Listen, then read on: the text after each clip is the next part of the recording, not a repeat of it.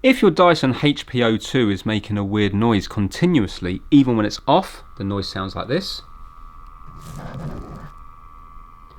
then it isn't actually faulty. What it is you've got continuous monitoring turned on. So even though we're turned off down here, it's monitoring the room.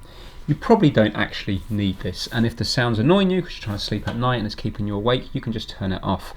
In order to turn it off, we need to go into the app, the Dyson app, and we need to go to the gear icon up here, which is the settings, and we're going to go to your machine settings, and then if we go down, you will see something called continuous monitoring, and it says your machine gathers environmental data when air is passing through it.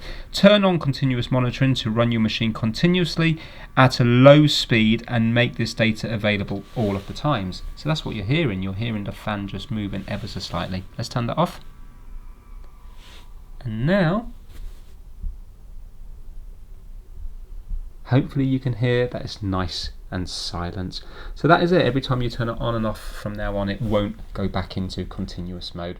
But if you now look here, it's no longer monitoring the room. You can see the temperature's gone and the humidity's gone as well. But at least you now know what the noise is. You know that your machine isn't faulty. Thanks for watching.